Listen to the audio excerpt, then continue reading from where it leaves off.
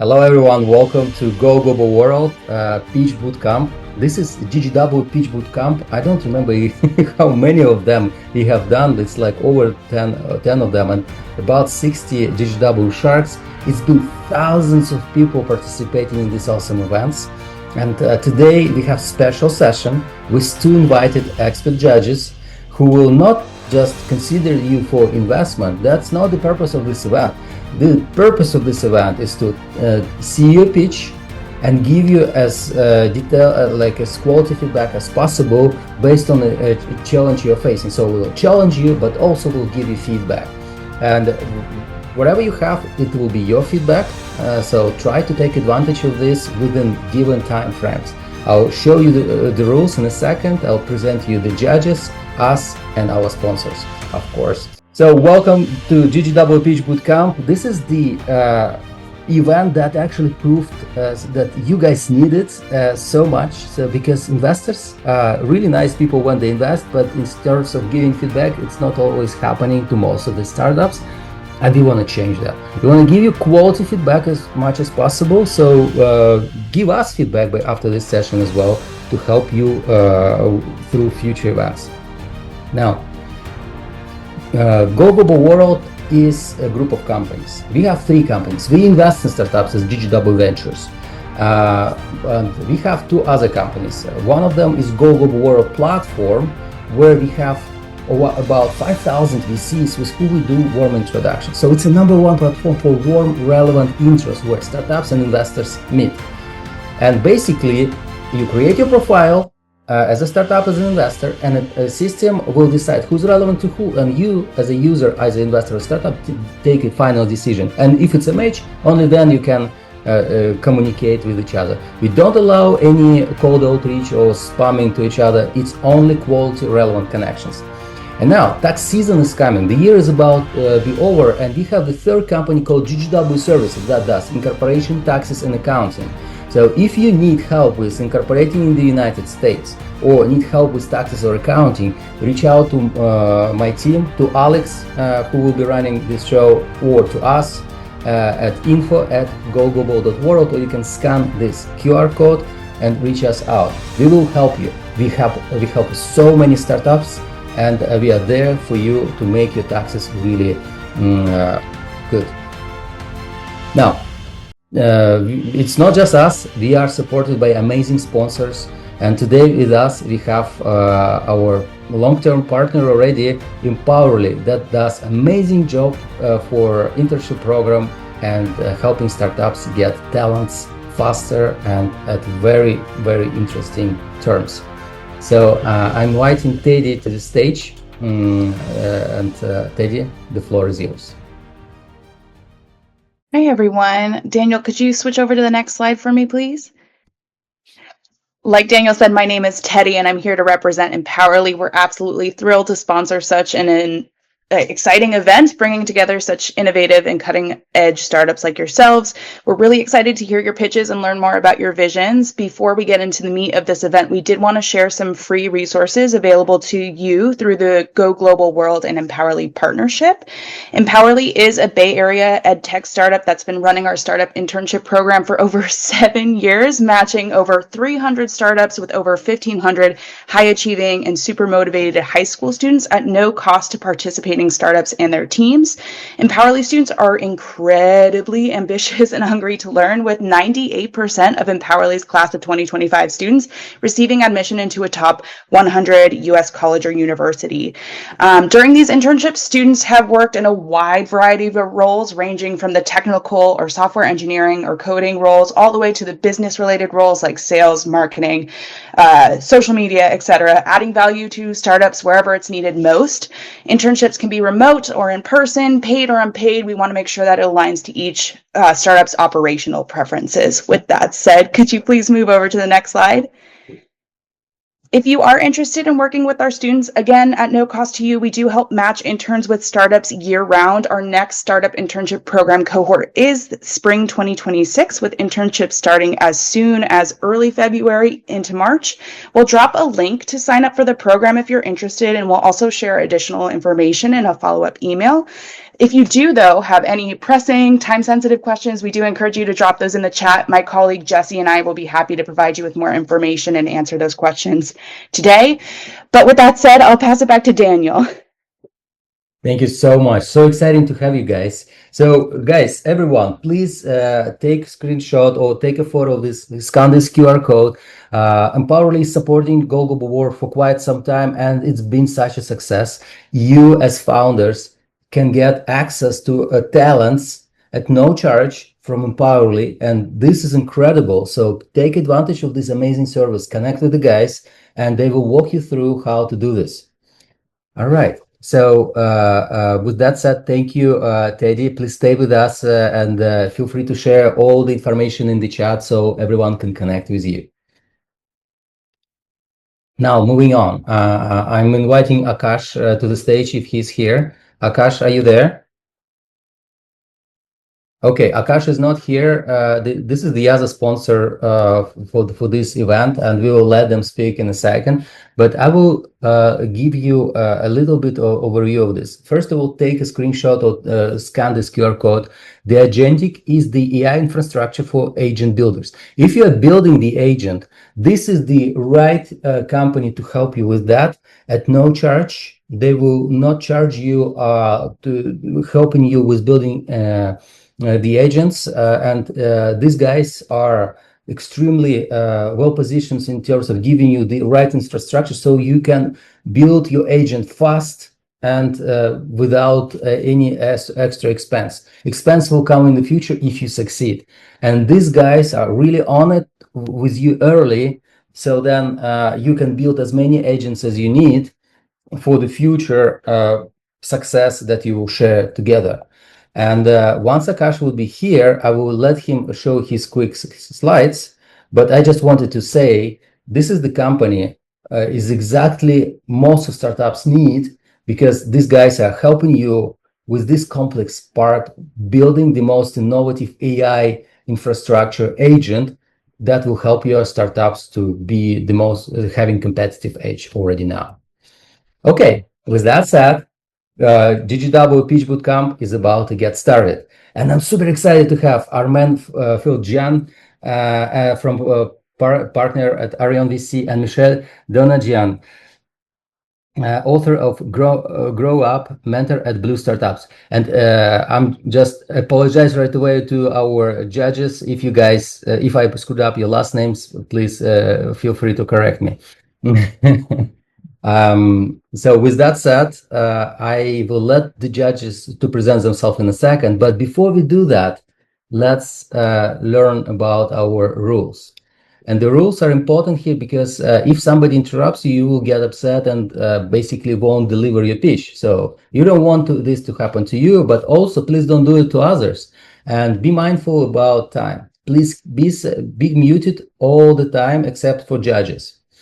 And if you want to pitch, raise your hand to pitch, and we will let those to pitch in the order we receive hands, but we require a few very basic things. You have to have a full name in your Zoom account and your company name so we can see it. We want to let those people pitch that we know or we can verify. Please keep your video on so we can see your face. That's really you. And keep your slides ready because your time will start right away. And if you would need extra time to turn your slides, that's your time. And you will have very little time. You will have 3 minutes to pitch and 5 minutes for feedback. If you happen to go over time after the beep happens, after time's up, then you are taking your time from your experts. So you will have less feedback, because the time will be sharp for 5 minutes only for feedback too. GGW members pitch first, then those who filled out their startup profile and emailed us, and then everyone else on the first come first serve basis. So we try to let everyone to pitch, and if our team promised you to pitch, of course you have the priority. But please don't push much the team. We will make sure that you pitch. We have very little team here to manage this. So if they don't respond to you, because we are running the show, and just give us a little bit of time. If you don't get an opportunity to pitch today, it may happen. It's always happen every event with a few people. Just email us at info@goglobal.world and we'll make sure that you get priority for the future events. With that said, I have the final slide to tell everyone. So capture this moment, take screenshots, share this on social media, tag Go Global World and do hashtags Pitch Bootcamp, Go GGW Pitch Bootcamp and Go Global World hashtag, and just spread the word about the community. This event is free, is not just because of sponsors are helping us and being so kind and supportive to our global startup community, but because of you as well, because you keep spreading the word around the world about what's happening here. So then we can give as much attention to startups like yourself, giving this stage to you. We have the website, goglobal.world, and our email for any questions to me or my team. With that said, I'm super excited to kick it off. So Alex, please come to the stage. You're already here.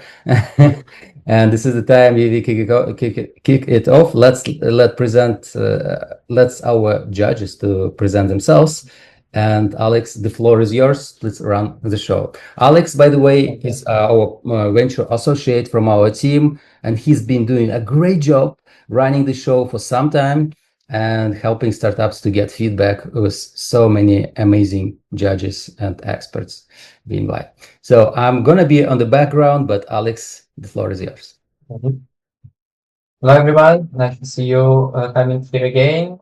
I think it's my fourth bootcamp that I'm running. I'm a venture associate in GGW, and I'm the one who review all the pitch that is sending to us and help to get it proper feedback. It's amazing to see you here, and let's meet up the judges, Michelle and Armen. Who want to introduce you first? Let's start from Michelle. Okay. Hi, everybody. My name is Michelle Denogean.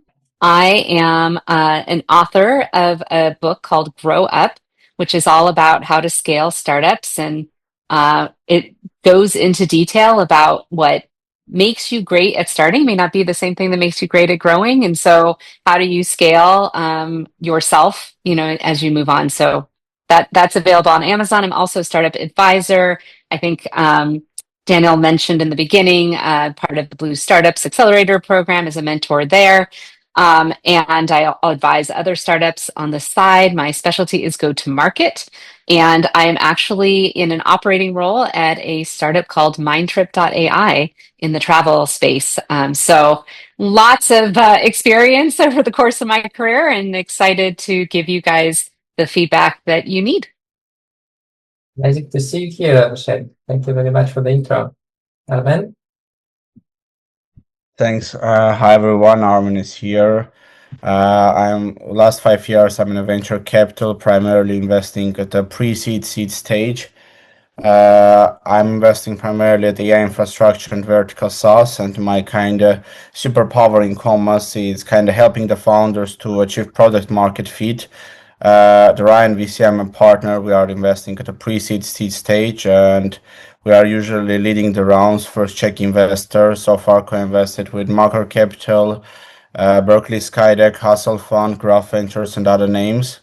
Apart from that, I'm also mentored Alchemist Accelerator and also some speaker at other different events like GGW Shark event, which was like a couple of weeks ago during the SF Tech Week. So it's my pleasure to meet you all. I'm waiting a lot of great pitches. Good luck to you all. Yeah, thank you, Armen. Let's start out the pitches. First one, I think who wanted to pitch is Aloha. Yes, thank you very much. Here, let's put you on the stage. Just wait a second. I cannot share. Could you please allow me to share? It's activated now. To share. Yeah, now it's activated. Thank you very much. Please tell me that if you can see my screen. Yeah, we can see. Good. I will start. 2 minutes. So my name is Aloha Musralina. I'm CEO of Thermolabs. Turn your blood tests results into a clear action plan for better well-being. So 8 years and $50,000. It's the time and money that I spent to find the reason of my mild symptoms. And it was not just discomfort, it was fatigue, pain, inflammation, all triggered by mostly drainy products. And no one else should have to suffer like I did because of the gap in the preventive approach. Mild symptoms, like mine, are often ignored until they turn into the serious health problems. Then doctors could help. But the cost of no preventive care will be $5,000 to $100,000 over several years.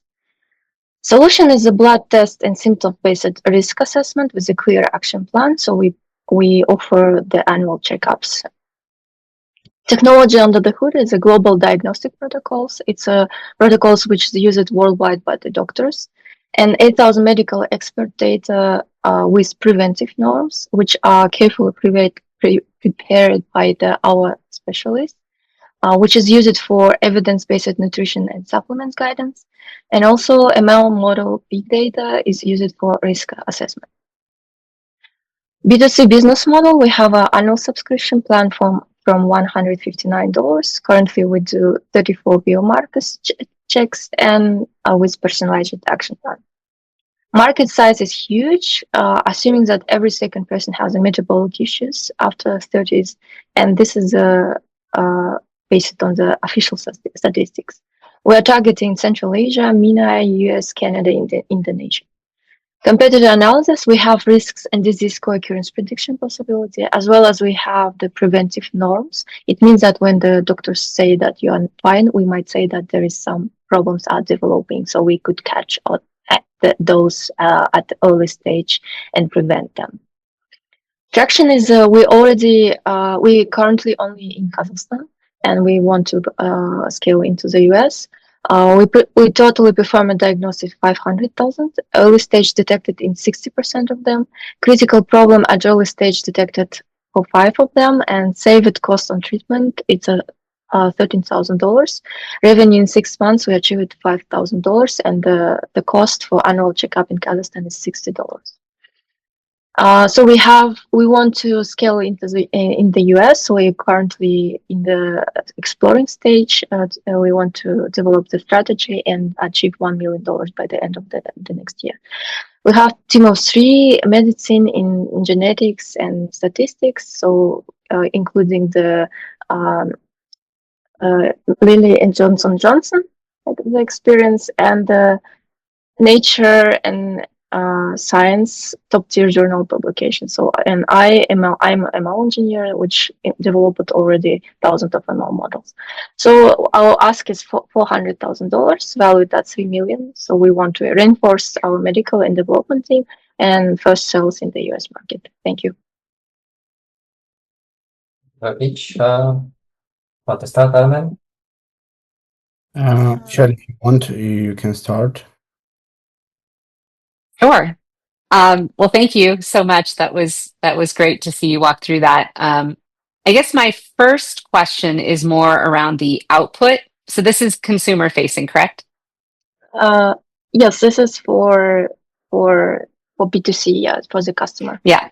So what wasn't clear, I think, is what the consumer actually gets from this, what the output is, and a follow-on question to that would be the annual reoccurrence of that versus a one-time assessment. Okay, thank you for the question. So what they receive, it's first of all risk assessment. If there is any disease developing or something happening in your body already, but it's not your disease, we warn about that and evaluate how much probability you have to develop in 1 to 3 years some disease, and give you the action plan on prevention of that. So it includes the nutrition supplement guidance or the lifestyle changes, or also we shortlist the additional blood tests if required, because you have already some problem, then we need to confirm that there is a problem and we'll send to the doctor at that stage. And what the other question was about reoccurring, like explain why I would do this over and over again each year. Like, how does that reoccurring?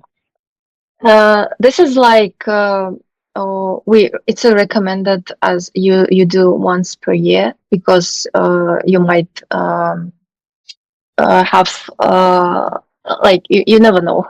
It's always at least once per year. And here also, if we have some like developing problem, we might recommend you to retest, to do the test, not the whole annual test, but some specific test for you, like after 3 or 6 months after you take the actions. So Okay. this might be additional as well.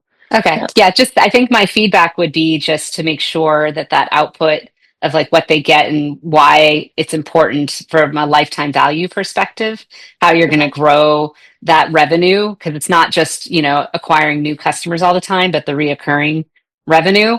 And the last thing, which you don't have to answer here because I want Armen to have time, but also how are you acquiring these customers felt missing a little bit from the pitch of like, how are you going to market? How are people going to know about it? Especially as you're entering a new market.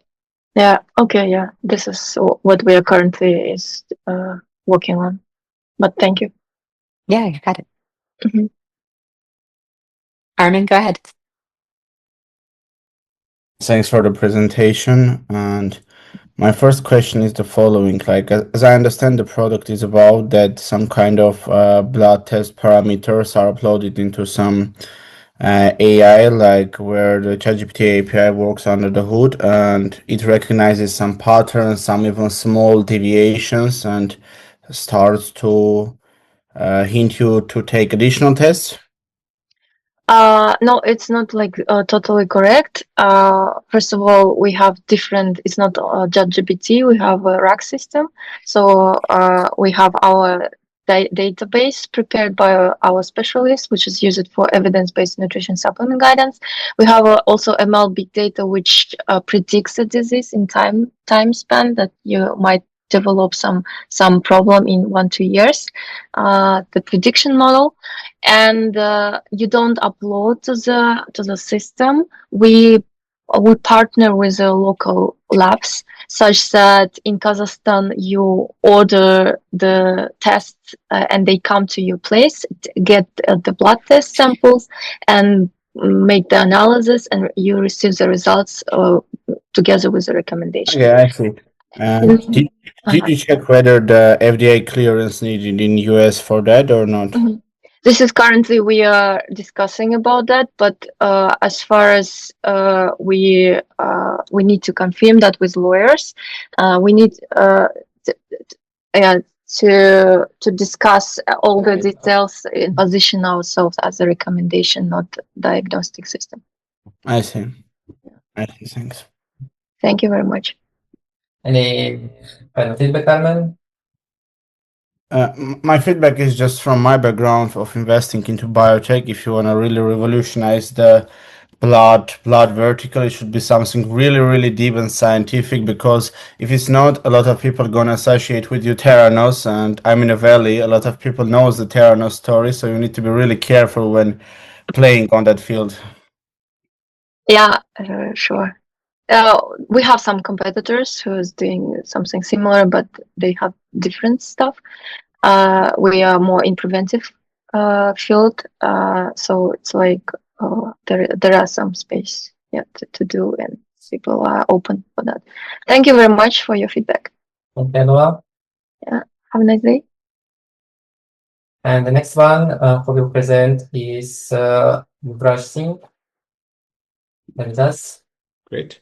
Hi everyone. Just let me pull up my pitch deck. Great to meet everyone. My name. Yes. Good to go? All right. Great. Hi everyone. My name is Yuvraj. I'm the co-founder and CEO of Aristo. I've spent the last 10 years building digital learning academies for companies, universities, and national upskilling programs.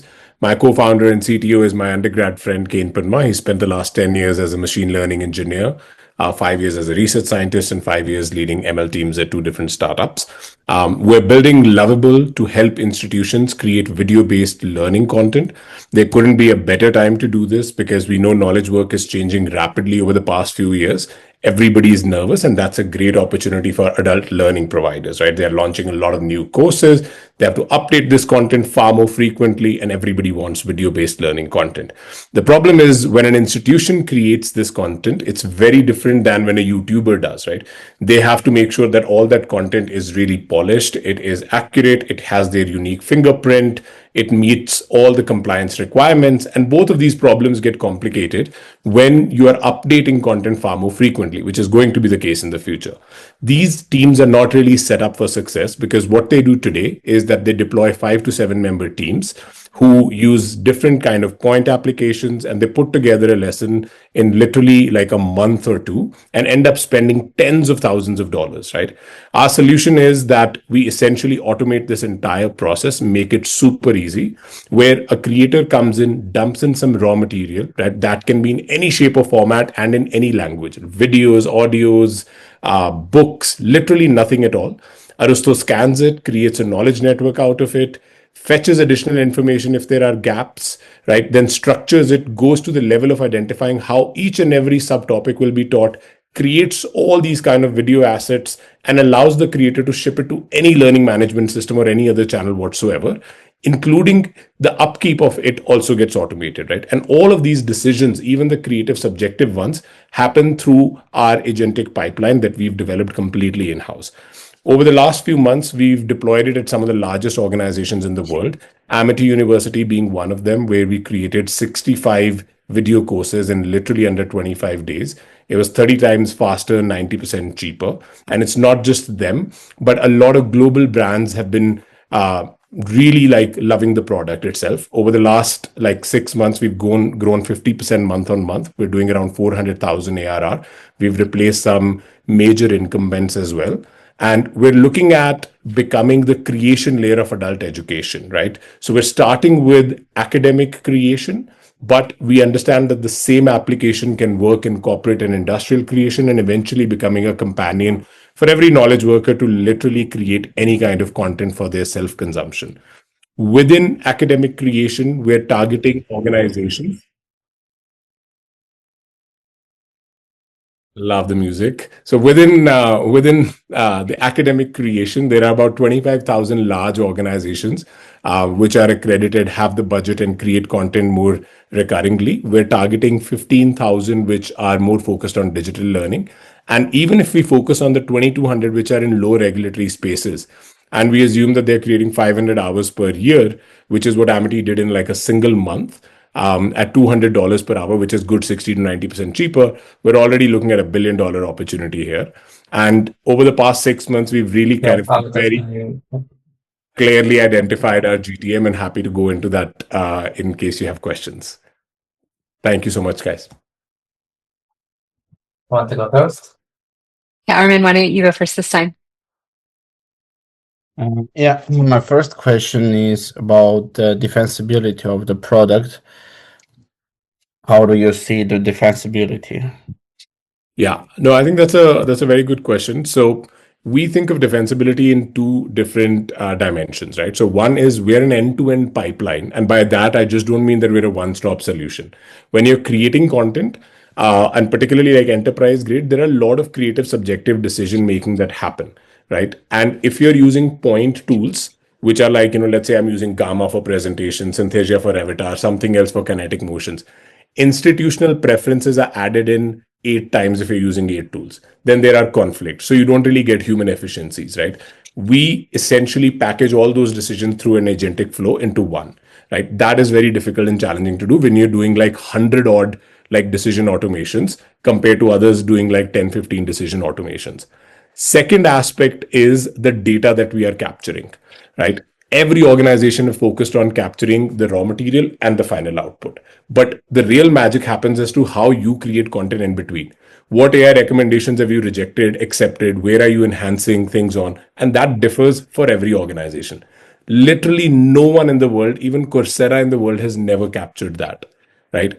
And that basically like capturing that and training like our agents again on that is what is allowing us that for one specific client organization, we become really, really better, right, than any other platform. And as they use it more, it becomes literally like, completely autonomous. I see. Thank you.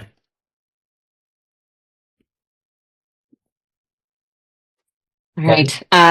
So I had the same question around the moat, and the IP was like the very first thing that came up. And so in a short pitch, I think that's really important. And I'd move that up because in this world with AI and agentic, I live in this world too.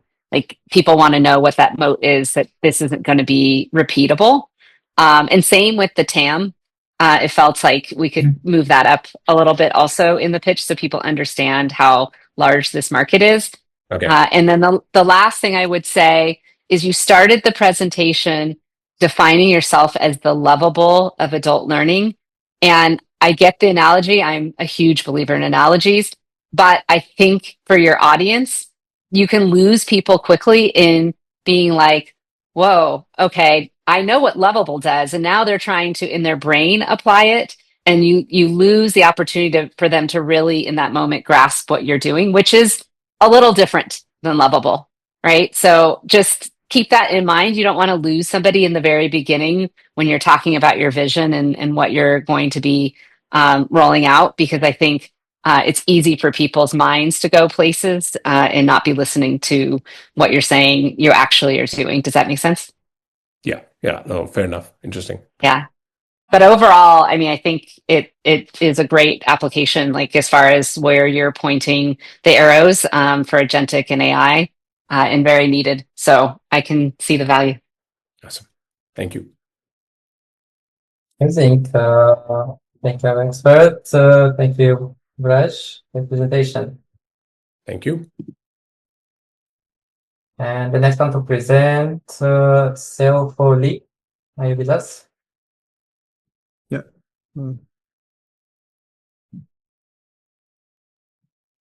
Okay, let's put you to the stage. Just a second. Can you see my screen? Yeah, but let me find you in the audience so I can put you. Should I just start? Wait a second. There's a lot of people here. Right. Can you hear me? Hello? Yeah. Now we can see you and we can start. Oh yeah. Hi. Hi. My name is Seo Lee, co-founder of XRChain, device ecosystem that predicts the future. So I'll start with my story. I gained 50 pounds in my college years. Didn't think it was much of a problem back then. Lost 10 pounds a couple of times, but always regained. But 15 years later, right now, I have diabetes, high blood pressure, basically all diseases that comes from weight management. So as an engineer, to solve this problem, I try to look for a solution and found out that unlike decades ago, there are a lot of biometric data that are being collected. So I imagine what if stepping on a scale just doesn't tell you the current weight, but your future? For example, you gain 10 pounds in 6 months and diabetes in 1 year, and you only live up to 10 years if you keep this lifestyle. And to make this possible, we decided to collect the data. And what we made is a device ecosystem that predicts the future weight. So we have smart scales and smart rings that collects biometric data, workout data, sleep patterns, and we put everything, every data together with the medical formulas into our AI, and we get is your future weight in 1 month, 3 months, and 6 months. And with this, we also generate AI reports that, hey, you need to change your lifestyle to actually live better. We have been doing our business globally. We have sold our products on Vietnam, Japan, but most importantly, we have partnership with Best Buy Canada, which is we are starting this month. We have been also selling on Amazon in the US for 3 months actually. Last month, October, we sold over $6,500 with 4.5 BB rating. And most importantly, we have succeeded in making our users lose weight. Actually, 53% of users have lost weight. Everyone knows this is a big market, but I can confidently say we get a only device ecosystem with the prediction-based solutions. But what we found out is that this is such a big problem that our users are actually doing GLP-1s, Nooms, and our other apps together with our problem. So I guess this is more about collective efforts to solve the big problem, and we are confident that we can be a part of it. As I said in the beginning, our dream is not to just stop at the future rate predictions, but your life expectancy. So to do this, we need to collect body data, and so we have established partnership with #1 university hospital in Korea, and we will publish a paper. And with this medical validation, we expect our business to grow exponentially from 2027. And to do this, we are asking for 1 million rounds. Our team is has expertise in hardware and software. Jay, our CEO, has worked in Germany with the Ford hardware companies, and I graduated from Columbia University and majored in computer science. Been working as a software engineer for 15 years. We have also okay. Right. For the feedback. Armen? Sorry. I'm really glad to see that so many startups trying to do in a preventive medicine. It's really, really great. Maybe that's Michelle's question, but I need to ask it. How do you envision the go-to-market strategy? Yeah, so we have right now our product is on the market in Amazon US right now. I just recently came to the States here. We are preparing hard for the B2B go-to-market strategy next year. So with the subscriptions on all these clinics, workout centers, fitness coaches, that's our goal. But to do this, we need medical validation first. So that's why we are doing the research. I see. I don't have any more questions, Michelle. One of the questions that I had was around the output that the consumer gets, because it's a wearable, right? Like a device. That's what they're buying from Amazon. Yeah. They're buying scales and smart rings. Right. So I get that there's information, but are there recommendations coming from it, and how do you differentiate that from some of the other players out there? Yeah, I guess I was to keep going. So if you can see our this is our app, so you can see the rate predictions, and with this prediction we recommend like generate text to coaching text to the users.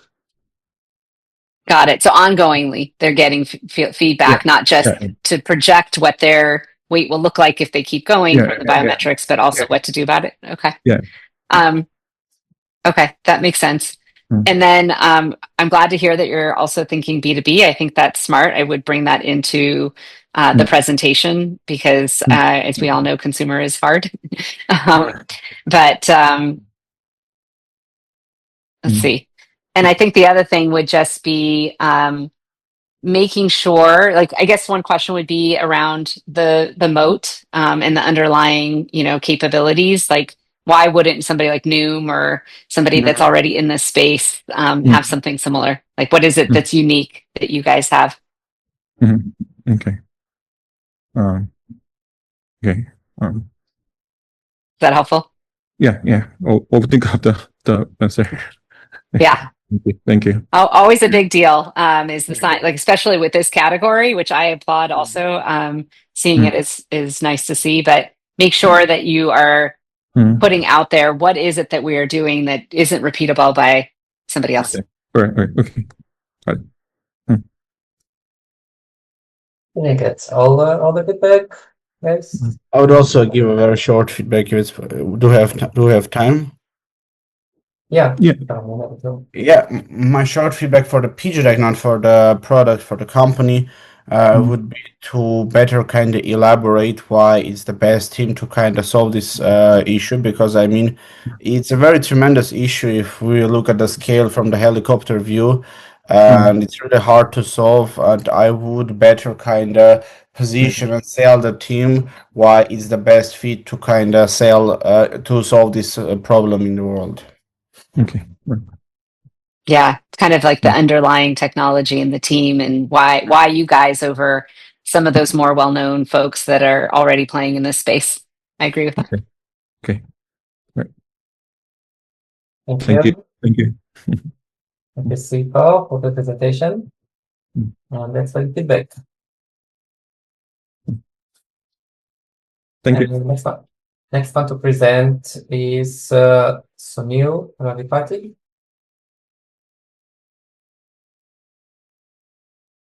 Sunil. Hi, Daniel. Thank you. Let me share my screen. Good morning, everyone.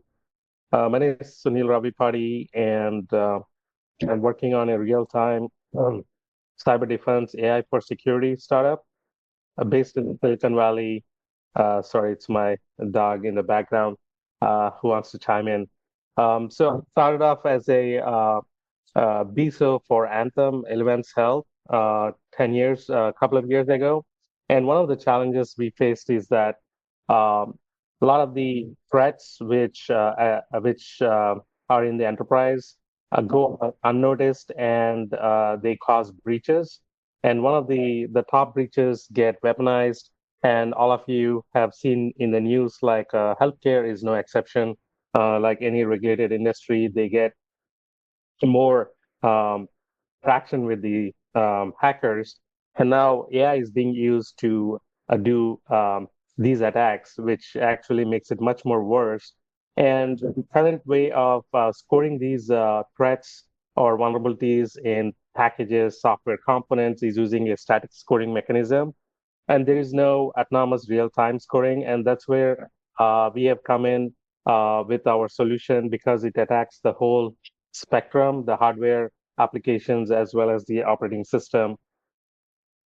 And specifically in healthcare, we have seen loss of millions of dollars with financial penalties and loss of brand value as well. So our solution is essentially help the security professionals and even non-security professionals with a easy to use Copilot, which identifies the vulnerabilities in the packages which are used to build the components.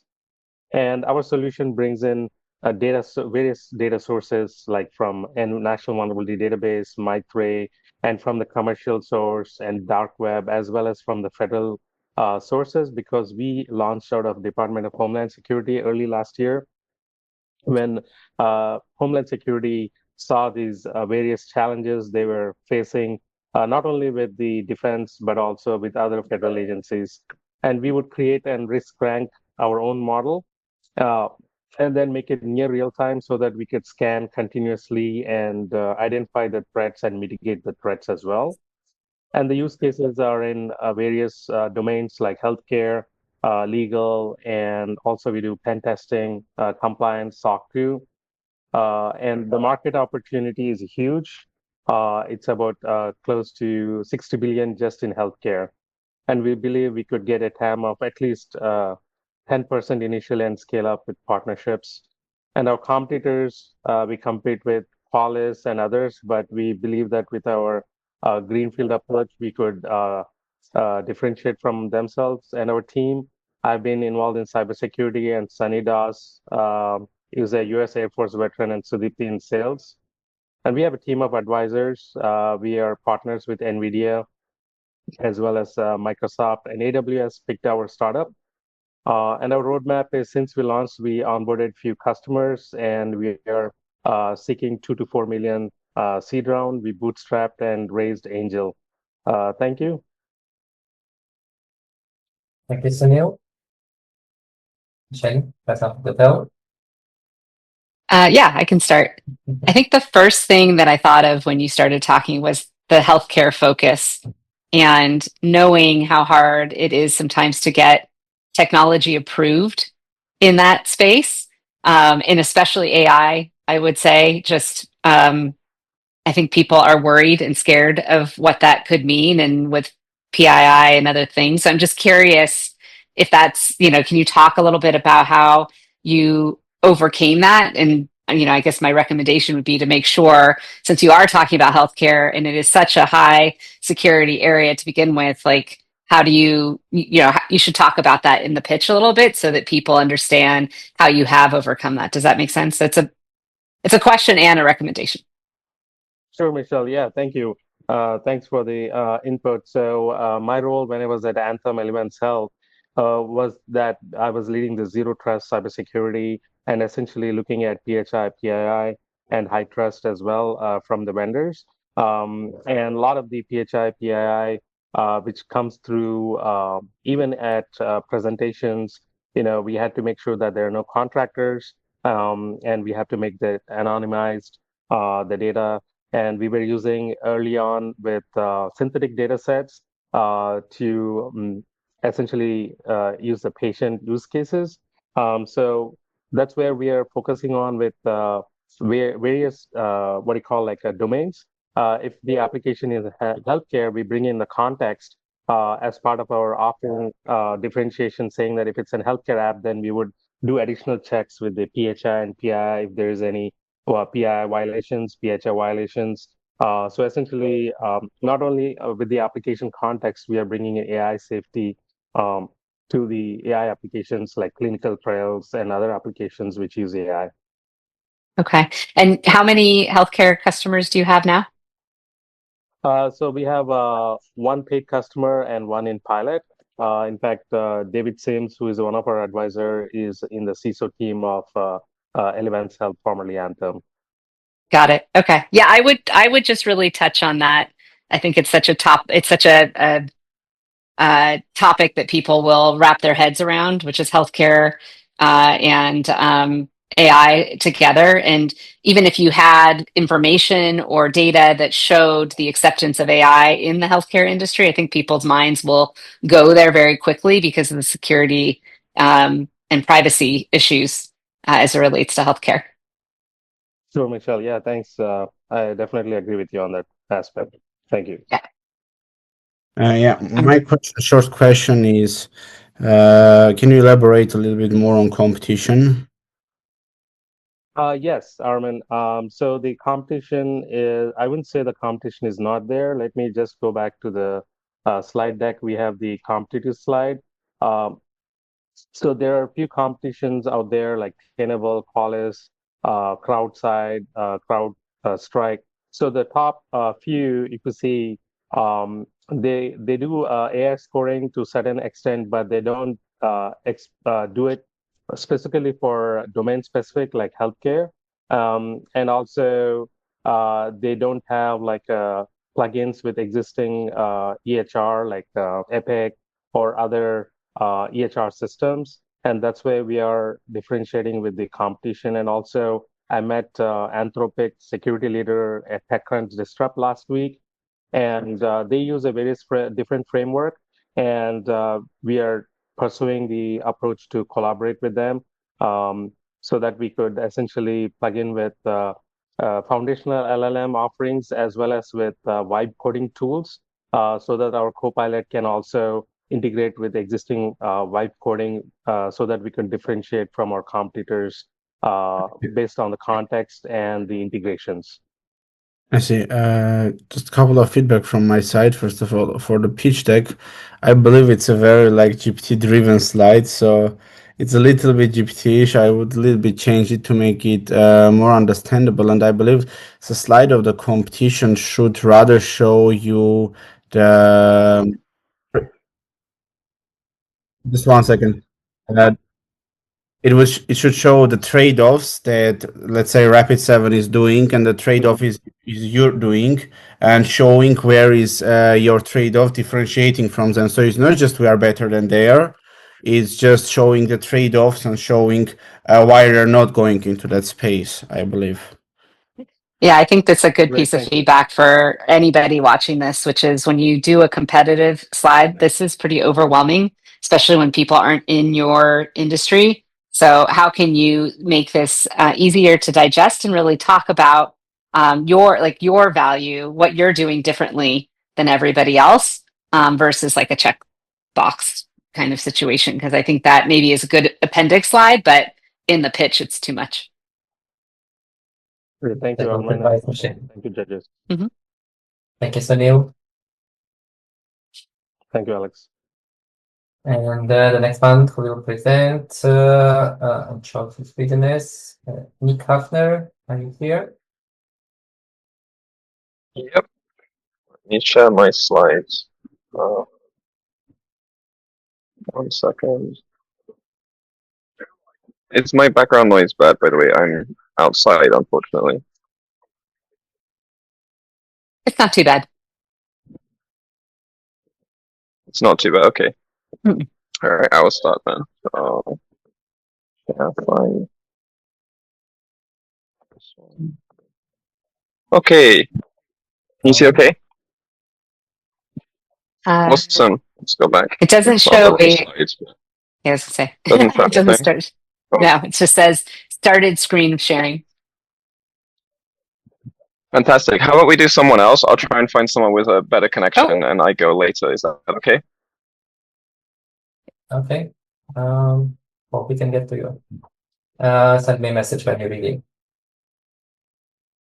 Okay, the next one who will present then, Lotus Lee.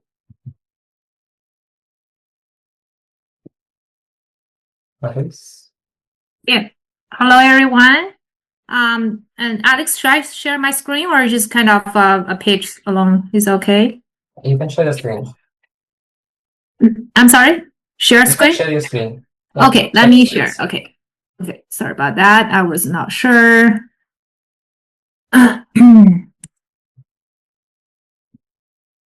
Okay, so let me share my screen. Okay.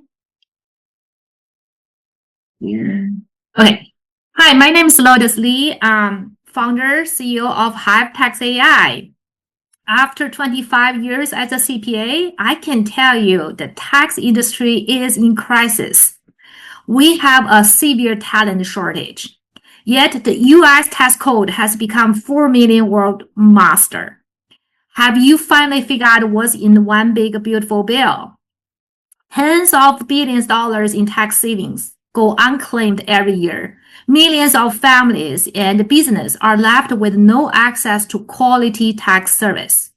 That's why we built HiveTax AI. But this isn't just another AI assistant. It is AI tax expert. So imagine fusing the collective wisdom of 10 senior Deloitte tax partners, each with 30 years of specialization, into a single AI expert engine.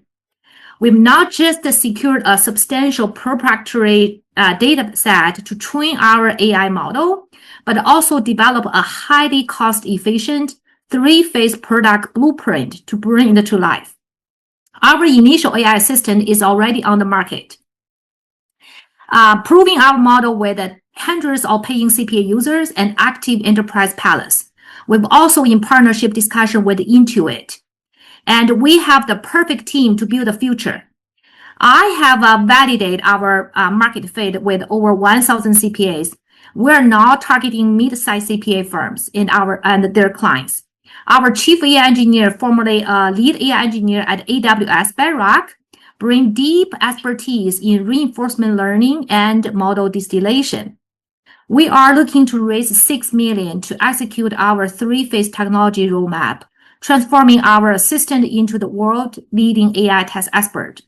With our 3 years roadmap to reach 100,000 CPA users and 100 million ARR, HiveTax AI is uniquely positioned to disrupt the legacy tax research tools and outperform general AI models and modernize this outdated $14 billion industry.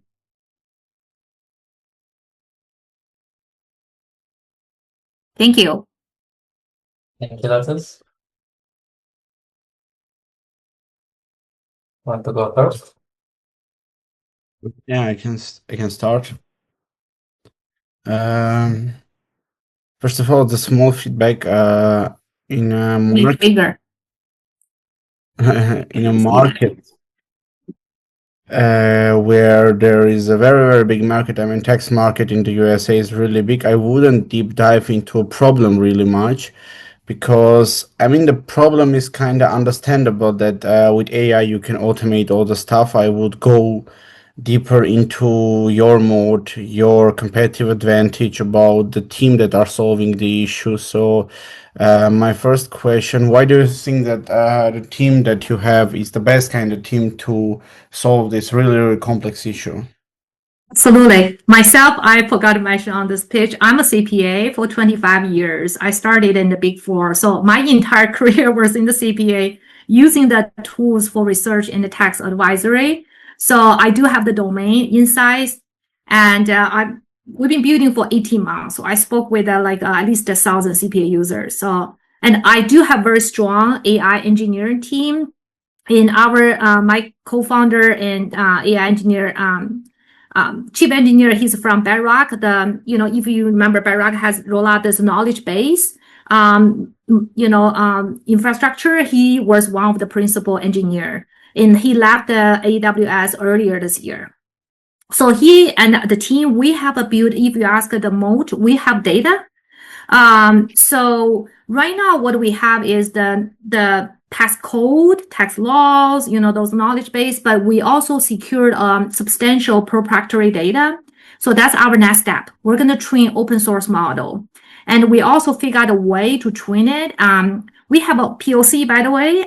We're going to use open source model, train the model with a specialized proprietary data. So that's our mode. I see. Thank you. Michelle? I do want to mention a little bit quick. We are targeting AI insights and AI advisory, not so much AI like tax workflow automation. Is more like tax advisory, tax insights, tax research, that type of space. Yeah. I think my first bit of feedback is, first of all, I come from this. My father's a CPA, so this is I have a lot of context here. But I think you need slides for your pitch. I think it's helpful to orient so people understand the TAM as well as like the moat and the product itself.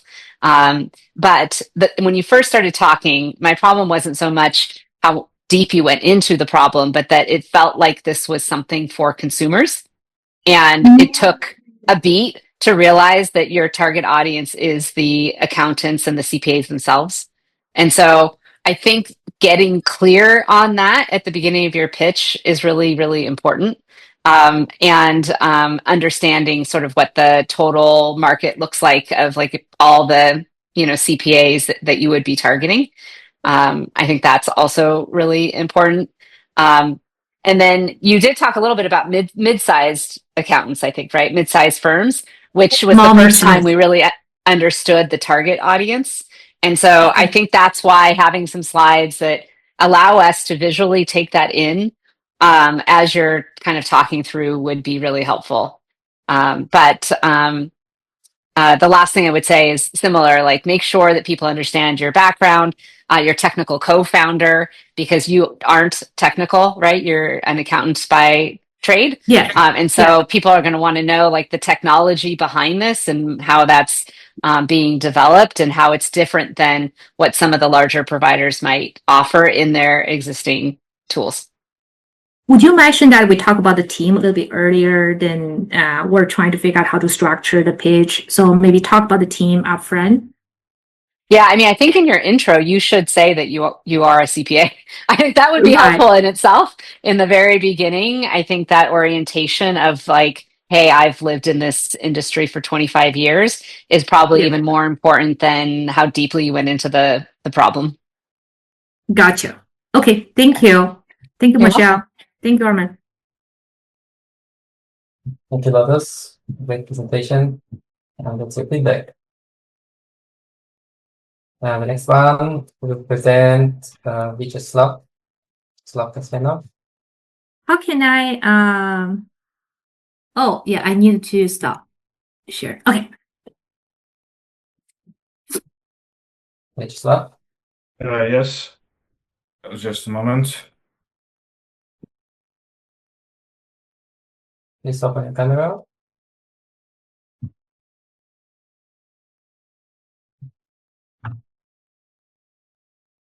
My slide's reading. Do you see me? Yeah, can you share your slides? Yeah, sure.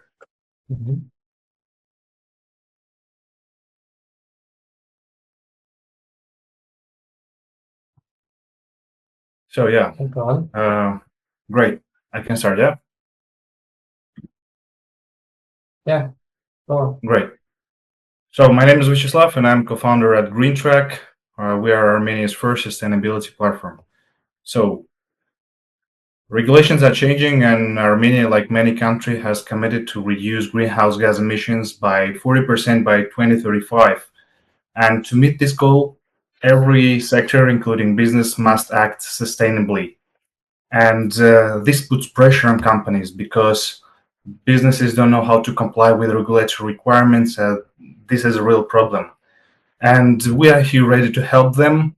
We are GreenTrack, Armenia's first sustainability platform created to help companies track, report, and improve their environmental impact, all while staying compliant. How it works actually, you just upload your company data like utility bills and other stuff about your employees, revenue, and so on. After, our platform will generate for you report with calculations and also give you actionable recommendation how you can to reduce your emissions. So most of sustainability tools on the market are expensive, hard to use, and they don't offer the local compliance, but we do. The global market expect to grow over $1 billion by 2029, and by this growth, we also expect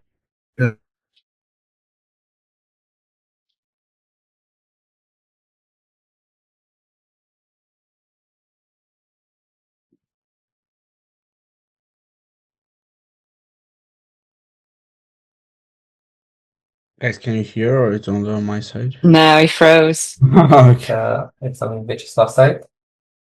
I'll give him a minute. Maybe we'll call someone else. Let's do someone else. He's still presenting. The connection is on. Okay. Want to pitch next?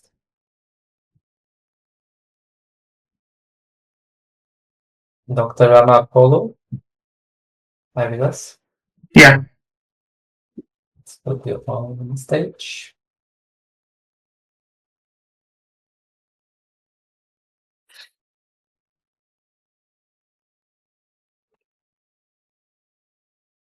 Can you see my screen?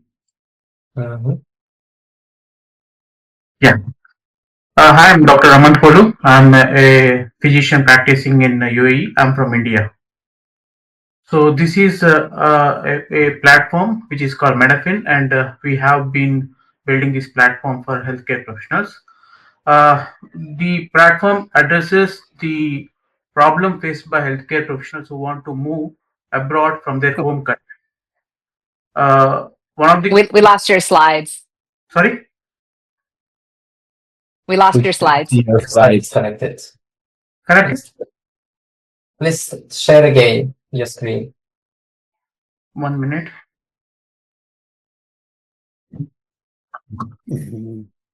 Just give me 1 minute. Experience of technical issues today. Can I share it again? No. I'm unable to share it.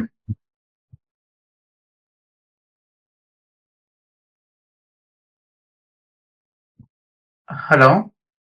Am I audible? Yes, we can hear you, but we can see your screen. Try to share it again. Okay. But it's not coming, like the share button is not. Sharing is available for you. You should be able to share. Can you see my screen? No. Share? No. Okay, I don't know because you have 1 minute. Try to pitch without slides. Sometimes it happens. Let's practice. Yeah, fine, no problem. I can just tell what I am trying to say. Like we are trying to solve a problem for healthcare professionals who want to move from one country to another country. and it's a fragmented market, and there is no major competitor. Currently, we are serving healthcare professionals who want to move from around the world to Gulf cooperation countries like UAE, Saudi, and Oman and Kuwait. In future, we will be also expanding our market to other countries like Australia, New Zealand, and everywhere. So through our platform, what we are going to do is we are going to reduce the cost of the migration. We also provide tools like AI tools for their career development, and we also have a networking capability in our app. Future, we are also going to open a job market if we get enough traction. Right now, we have customers around 25, and we have a revenue around $8,000 in current year, and we are targeting to achieve around $135,000 by the end of this year. Thank you. That's what we will say. Unusual, no slide step presentation. Do you want me to go first? Sure. So I think one of the things, and it's probably a shame that you lost your slides, is understanding what your platform does. Okay, I get the problem. I get that people are trying to relocate, right? Healthcare professionals. But can you expand for a minute on what the platform actually does to facilitate that? Because that feels, anyways, yeah, I'll leave it there. How does the platform facilitate it? So what the platform essentially does is it has a tool called Career Navigator. All you need to is just input your credentials, which country you are currently working, what's your position, and which country you want to move, and in how many months you want to move. So based on the credentials input, it will match his credentials to the country's requirements and say whether he is eligible right now, and if he is eligible, how much time it will take if he starts today, and how much cost it will take for him to move. Essentially, it's the same thing done by consultancies, which is very fragmented, and we want to do it in a centralized way. Along with this, once he becomes our customer, we also have an AI tool, which is kind of a clinical decision assistant. That tool will be given as a complimentary service for him for at least 1 or 2 years. So that's one more thing. And in a similar way, when he uses our service, he also becomes a part of network, so that he can interconnect with various healthcare professionals who are part of our network. So kind of building a LinkedIn and open evidence mixed together. Got it. So is this just the check to see if my credentials can apply other places? There's a lot of other things that go into relocation, but you're not handling that component. It's really just the medical side of my credentials. No, not only that, we also handheld him on choosing like exactly what steps they have to do. So we'll be there for him in the background. We also help him in formatting his certificates or cover letters, CVs, everything. We'll be there. Okay. And how big is how I don't even have a sense for how many doctors are moving at any time across countries and in different places like that. Got it. So it's not only about doctors, it's all about healthcare professionals. It can include doctors, dentists, nurses, and allied. So on an average, 317,000 healthcare professionals are moving from one country to another country. The market size is around 2.1 billion. The average cost of moving from one country to another country is 7,400, and it's variable. Let's for suppose if you want to move to UAE, it costs around $800. But if you want to move to Australia from India, it costs around around $15,000. What we are going to do essentially is we will cut that cost. Like let's say the consultancies are charging 7,000, we will cut that cost to 3,500. Yes, Got it. We are okay.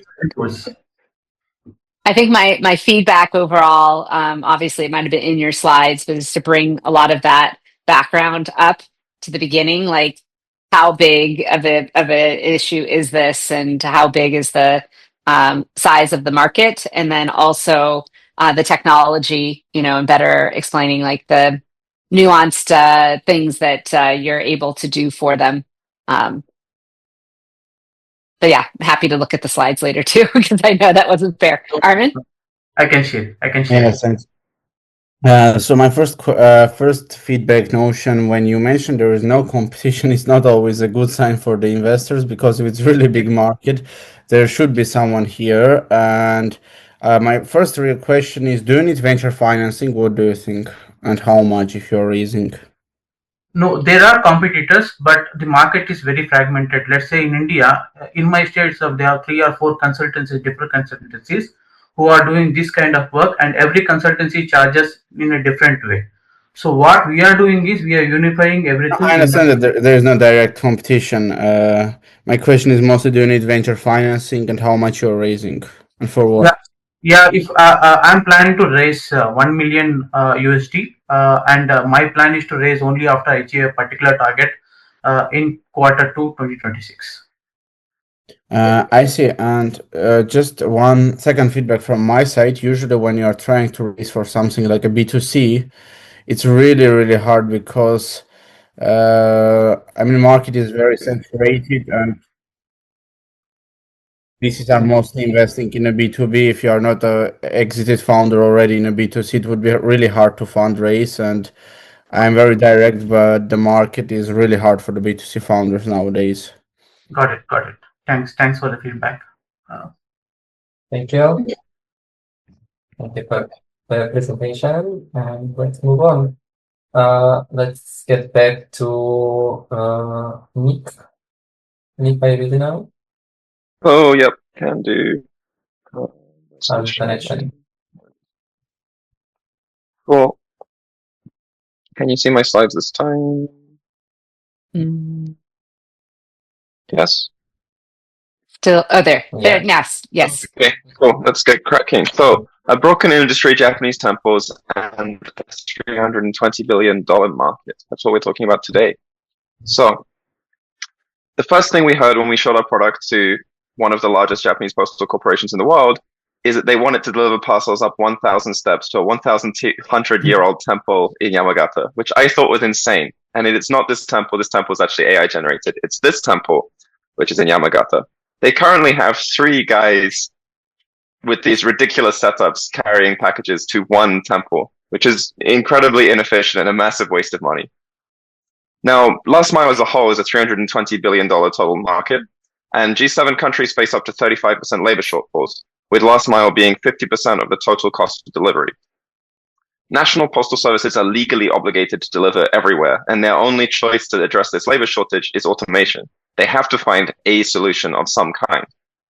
But existing robots suck, right? Like legged robots have terrible battery life, wheeled robots can't climb stairs, they get stuck all the time. Drones have regulatory hurdles, payload challenges, plus everyone thinks they're being spied on. We're different. Here comes our wheel-legged biped, and it does not have arms. This is also AI generated. It actually looks like this photo at the top right.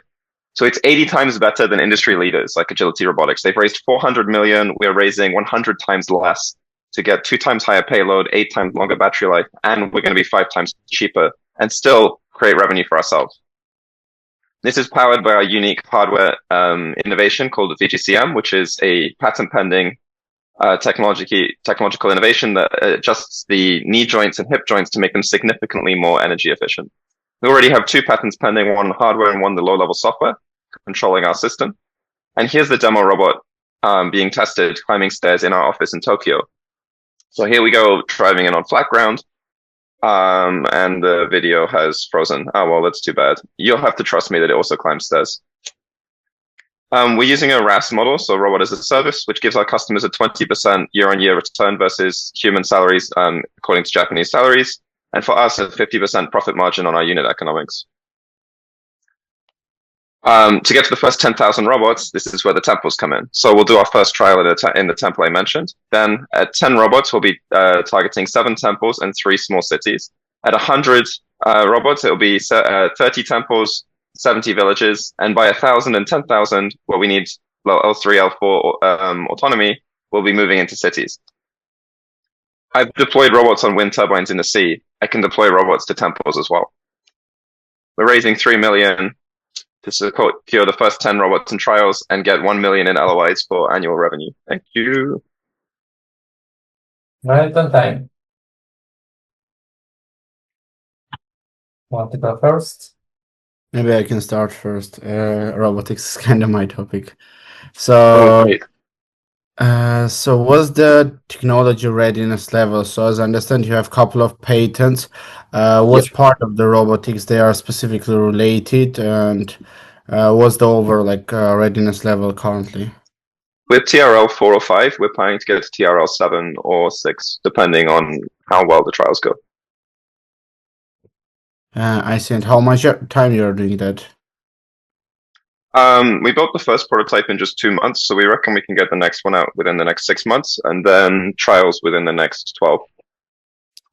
Can you explain kind of the secret sauce under the hood, which you can share with us, that you spending no money, doing much better on the numbers like agility robotics? Yeah. So it's basically this VGCM thing. It's a passive mechanism that attaches to the knee joint and hip joints that compensates for the average torque used by the motors. So in legged robots, you're actually wasting a lot of power just standing still, which wheeled robots don't have. By compensating for that power passively, and then only using the motor to do the adjustments between your peak and minimum torque, you can use up to 25 times, or 5 times less torque, which corresponds to 25 times less energy. Does that make sense?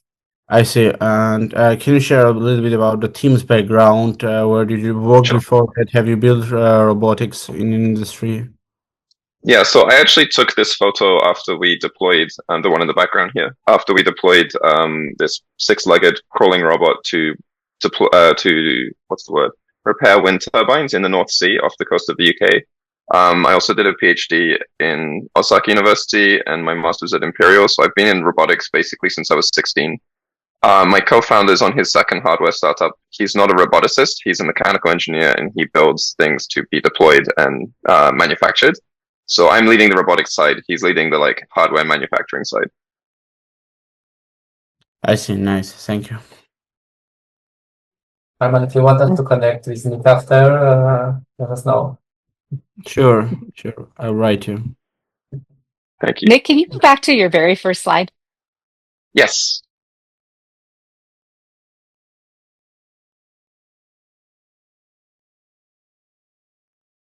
Okay.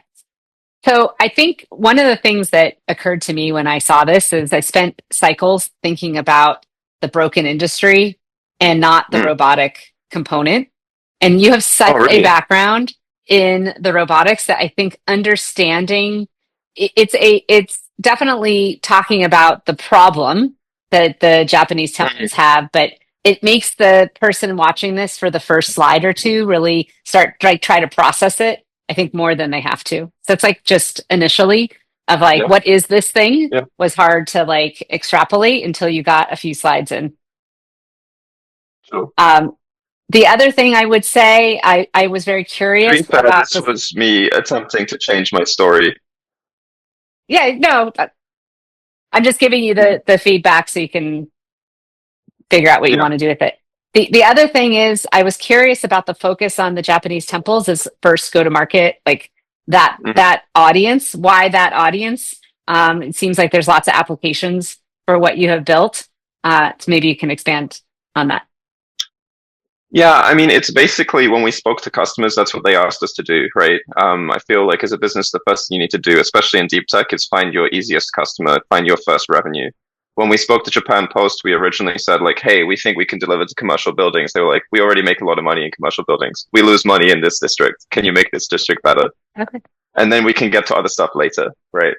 So it also seems like it's a harder thing to do, which is to climb that level of stairs. So it's sort of if we can do this, we can do anything. Maybe that's more of your story as well about the audience and why you're targeting this particular. I think pulling that up though we talked to them and this is where they thought the hardest problem was to solve. And so we're starting here and then we're expanding from there, right? And then talk about the expansion, because I think the expansion beyond the Japanese temples is an important component to what you're going to do long term, and share that vision. that fits better in the 5-minute pitch, right? But got it. No, thank you. Good feedback. All right, cool. Thank you. Continue. And we're close to end, so let's get back to Vyacheslav. If he fixes his connection. Yes, great. So thank you once again. 2 minutes because we spent one already. I got it. So yeah, let me tell fast. So about GreenTrack, I mentioned the global problem that we're solving is upcoming regulations about green part. That companies have to making sustainability reports. For example, in Europe, small and medium-sized businesses already started to make such reports from regulations. So I mentioned about how we are making our product. We are now making GHG calculation, like greenhouse gas calculations, and also in near future we will implement other part of ESG. Yes, now we're focusing on environmental part. So we're improving our product. I mentioned about competitors, markets, about traction. So once again, we're in negotiation stage with multiple Armenian banks, and now we're started our pilot project with leading Armenian bank, and also we're on the stage of started with a big consulting company, also making pilots, and from other sphere, like it's agriculture companies, they're also interesting. So it's not only about regulation, but it's also about like if you are a company that want to enter into European market and you have requirements from your, for example, potential customers, or partners, banks, grants, we can also help with this issue. So I mentioned about business model. So looking ahead, we see carbon credits as a way to scale, helping businesses offset emissions while opening a new revenue stream. So about our team, we have a team with combined experience over 10 years across sustainability, finance, business, and software development. As we are an international team, we have strong connection to scale globally, and our goal after Armenia scale to Central Asia, especially in Uzbekistan, and after in MENA region. So for pre-seed round, we need $200,000, and that's all. Thank you. I will be glad to answer the question. Armen, you want to start? Maybe I can start because I'm Armenian by my origin. So, thanks for the presentation, Vyacheslav. My question is the following. Armenia is a very, very nice country, but if you want to do something global, do you have in your mind a roadmap how to scale this story, and where do you see expansion, and what are the criteria of kind of choosing the next destination, or you want to stay in Armenia? Can you a little bit elaborate on that part? So as we are founders that are in Armenia, we saw that we can first of all create a product, prove it on our Armenian companies, especially on financial institution. That's great. And also we see such interest and needs on Central Asia and Uzbekistan. We already started to speak with people who can support us to enter into this market. And also we see such a potential in Saudi Arabia and other Gulf state countries. So we have connections to enter into these markets, and so it's a good time question. I see. And for the feedback part, just small feedback. When you kind of pitch for this kind of audience, I mean, for a lot of people, Armenia is kind of a known country. I mean, some people know Armenia, some other people, maybe whoever is in LA, they know Armenians, but I mean, you need to kind of elaborate on also that part and kind of tailor the pitch to some kind of different audiences. Michelle? All right, thank you. Thank you. I mean, I think the big thing, and I apologize because we had the the switch, and we did a few slides before and came back, is competitors for this type of product. Is there anybody else out there doing something similar to this in Armenia? And then also, have you researched other companies outside of that country and what that competitive landscape looks like?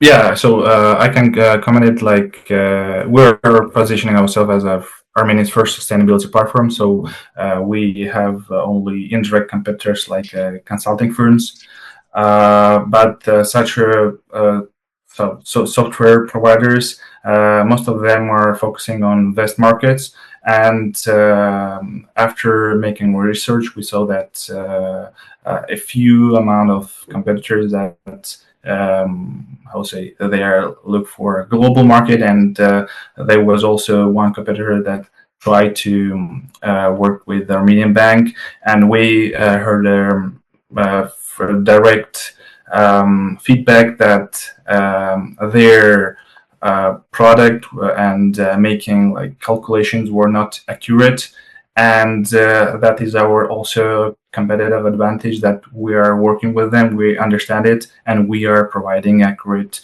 data as we have expertise and internal expert in our team. Yeah, so that's why we are in a few time will be leader in Armenian market, and also then we'll scale to another part. Yeah, I think that's an important part of the story, especially with a global focus long term, which is who's doing this now, why is this competitive in your country, and what's the reason somebody wouldn't enter that market, and then how do you think about this holistically?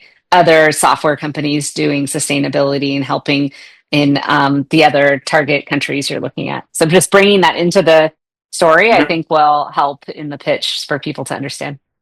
Great, thank you, Michelle. Thank you, Armen. Thank you. Yeah, thank you, Alex. Thank you, Vyacheslav. Yeah, That was your feedback. And our time is gone. Let's finish and experts give us some advice for the startups. But before, what do you think was the best presentation to give the best performance today? That's the tough question for our judges. Always struggle because good startups are like competing well. I can start. I mean, I wouldn't say it was the best performance, but I'm kind of have my own biases in robotics sector, so I really love the robotics companies that are solving the last mile delivery issue, and yeah, but it's my own bias, I mean. I think, there were so many good ones today, and everybody comes from such a different angle and so many different industries. And so similar to Armen, it might be a little biased on my software and AI background, but I think the one that was doing adult learning and using AI to kind of be able to quickly scan, I thought that was probably the most understandable, like easy to understand and follow pitch as to what they were accomplishing and how they were going to go after it. So like I said, if you have to pick one, right, it would probably be that one that stood out to me. In my experience, we will also hear to Daniel, but I think the second one presented Yuvraj, I think this mentioned him, this startup. That's in my view was the best performance today. Okay, I did like the one with the wheels, the robot with the wheels. That was pretty cool, but don't count my votes. Just I guess let's count judges' votes. And we probably have two winners for today. We will announce them on our on our social media for sure. Okay, Alex, so I guess it's time for getting the final feedback from the judges and closing the session. Exactly. Michelle, Armen, please give some general advice for founders. yeah, whatever you have on your heart and mind after listening so many amazing pitches, some of them was not perfect, but the two guys were trying and they're learning. So what do you guys have in mind after the experience you received today? So help. I can go. I think, sometimes people undervalue the very beginning of a pitch, but that can be everything. And if you confuse people out the gate, sometimes they end up trying to figure out what you're saying more than listening. And so I think perfecting the beginning is important so that people can quickly get in and understand. And now they're engaged and they can actually hear everything else that you have to offer. I would say keeping that competitive information in there, but in a digestible way. I think understanding the market and who else the players are.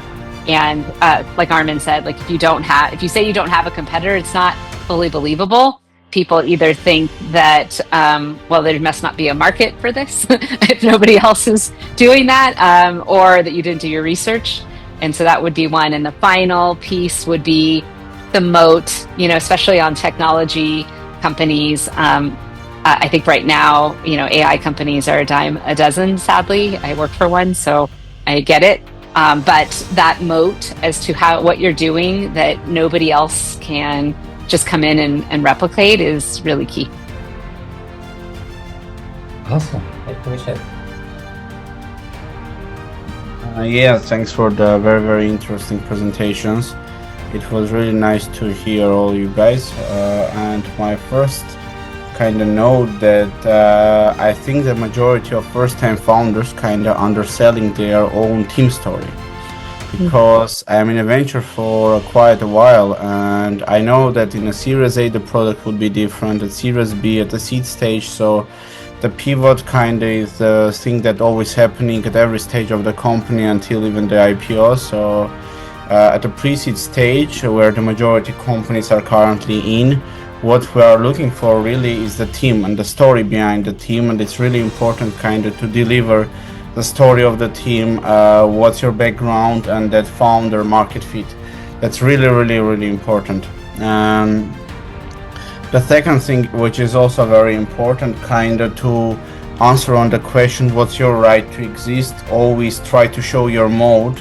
It could be also connected to your team, but always try to kind of, in a very, very easy way, show what's your mode. And the third part, all the interaction with the VCs, with the angels, with the founders, advisors, who are all counting it. And even if the pitch deck is very, very important, if the pitch deck is really beautiful and it's really easily understandable, it's a very, very good perception. And you're not doing fundraising every day, and I think it's a really reward to kind of spend some additional time to polish your feedback, to make it look perfect, because sometimes we also want to do some introductions, and when you see a not really well structured pitch deck, it's really hard for you to kind of sell the other angels or the other VCs. So I believe all the stuff of the communication with the VCs, with the angels, should be really, really well done and well polished. And I think it was a really very interesting presentations. I really enjoyed the process, and I wish good luck to all of you guys. Love that. So my turn then. So I love all this feedback from Michelle and Armen, and thanks Alex for running the show. I'm so excited, and you will be the final person to close the session, Alex. But well, I want to add my 2 cents. First of all, Michelle and Armen, you guys did an amazing job today. You gave amazing, awesome feedback. So thank you for that. And we really appreciate supporting early stage founders and global world community. This is exactly the Silicon Valley we try to achieve, and today we nailed it again. So as for me, I would like to just remind everyone, during this feedback, you are here like it's a real thing. Armen is a real investor, Michelle is a real advisor. So all real thing, and if you came here to comply with the real pitch terms, you should comply. So I think being on time, 3 minutes, is important. It's the way you respect time of the other person listening to you, of the audience you hear, and also the investors and judges, experts that are listening to you. So we are trying to show you this, and so that's why we were taking a little bit of your time from experts' feedback, so you get less feedback. So then you understand that if you want to benefit on this is how you benefit. And it's all done on purpose to help you to train, to beat a little bit on these uncomfortable shoes, so then you practice more and you succeed better.